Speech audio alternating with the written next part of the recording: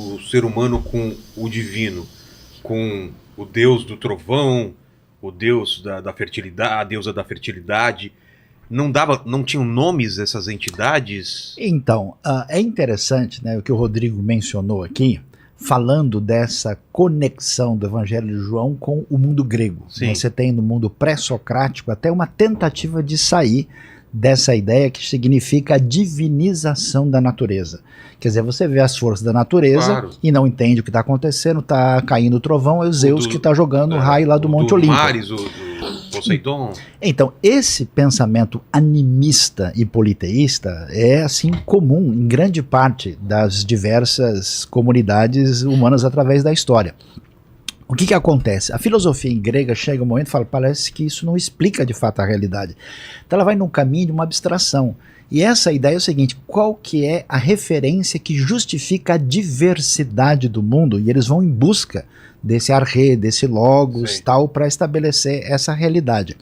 É interessante que a unidade na diversidade é o caminho do pensamento grego. No pensamento hebraico, de certa forma, a mesma questão está presente. Só que a referência de unidade é Deus, o Deus único, que coloca sob a sua existência, o seu poder, a sua soberania, toda a explicação da experiência humana, de toda a realidade no tempo e no espaço. Agora, apesar do Logos estar, porque uma coisa impressionante em João é que ele atira dos dois lados. Ele dialoga nos dois mundos, grego e hebraico.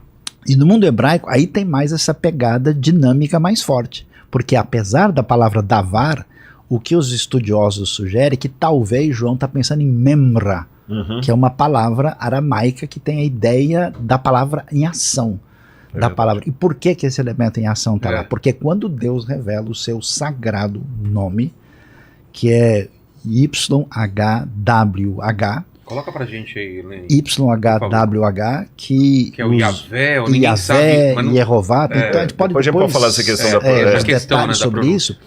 Esse nome, que acaba sendo uma referência menor da famosa frase de Êxodo 3,14, que é Erie, Asher Erie, por definição, ele tem um elemento dinâmico nele.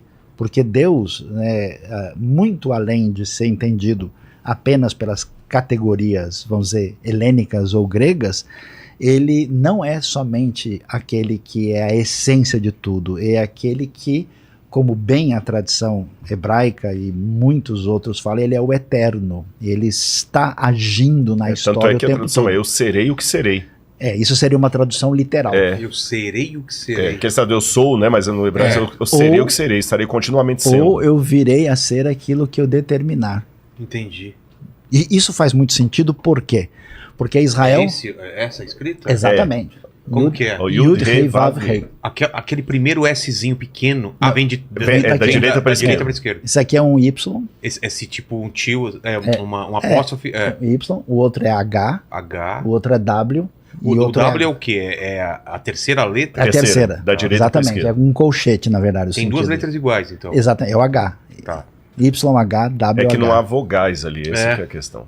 Por isso que a dificuldade de saber. Depois a gente pode falar essa questão da pronúncia. Tem uma discussão, assim, vamos dizer, linguística sem fim nesse negócio aqui. Depois, se o pessoal quiser ficar doido, a gente fica junto, né? Mas esse entre eu serei o que serei, eu sou o que eu sou, ou eu Antes é só interessante dar o contexto. Essa frase que ele falou em hebraico, ela aparece quando Moisés, na sarça ardente, pergunta: quem é o Senhor?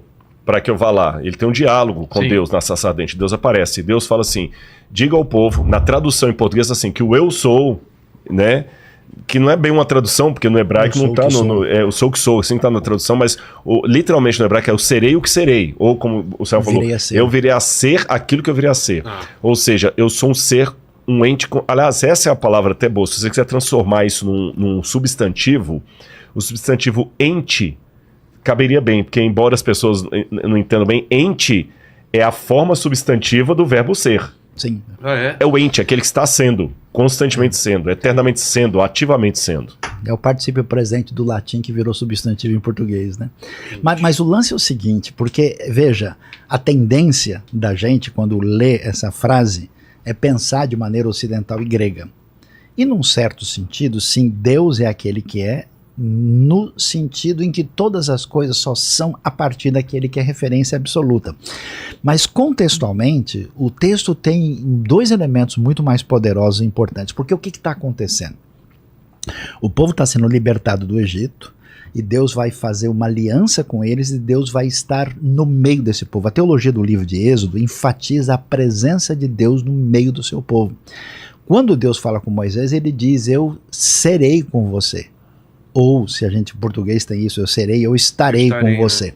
Então, nesse sentido, essa ideia de eu sou o que sou não é só uma descrição que a gente chama teológica, definição de Deus dicionaresca. O sentido é que a minha presença está com vocês porque o contexto é de aliança. Deus, diferentemente do que acontece no mundo pagão, resolve estender uma mão de amor e misericórdia para com Israel e liberta o povo do Egito. Aliás, estamos na semana do Pessah, da Páscoa judaica, acontecendo exatamente agora. E quando ele faz isso, ele está dizendo: olha, eu vou estar no meio de vocês, desfrutando da minha presença por causa dessa questão da aliança. Esse é o ponto 1. O ponto 2 é de onde vem essa situação. Eles estão sendo libertados do Egito. E no Egito, o conflito lá é de natureza teológica. Faraó é uma divindade, todo o elemento é um conflito entre o Deus único e verdadeiro que liberta Israel desses deuses do panteão egípcio, cuja referência maior é o Faraó. Quando Deus faz isso, o que ele está dizendo? Eu serei o que eu determinar ser, quer dizer, eu sou incontrolável. Eu sou soberano. Ninguém, por isso que Deus tem nome, Deus não pode ser definido pela imaginação humana, porque ele é Deus de verdade. E nesse sentido, ele determina, ele é soberano, ele é incontrolável, ninguém faz negociata com Deus. Ninguém trata como acontece no ambiente pagão. Então, nesse sentido, a frase, o nome de Deus, porque aqui é interessante, porque quando você pega o hebraico, a frase que ele fala em Êxodo 3,14, ele diz, Erie asher erie. Erie é uma frase em primeira pessoa. Eu serei o que eu virei a ser, o que eu determinar ser. Essa frase vem da raiz desse verbo, que é um verbo ser, né? Isso aqui é como se fosse a mistura do presente, passado e futuro do verbo que é chamado Hayá, e alguns discutem se no passado ele era Havá. Tá. O que ele está dizendo? Aqui é ele será. Porque aqui é uma marca de terceira pessoa, começando com a letra Iod. E por isso que quando Moisés, ele se apresenta a Moisés, ele diz: eu serei o que virei a ser. Eu virei a ser o que eu serei. O que eu vou dizer para os outros? Quem foi que me mandou foi aquele que é. Por isso que eu acho que é quase impossível traduzir isso de maneira perfeita, mas eu acho que as traduções judaicas, a tradução francesa, escolheram o que eu acho que é a coisa que mais se aproxima, mais adequada é chamar Deus de o Eterno.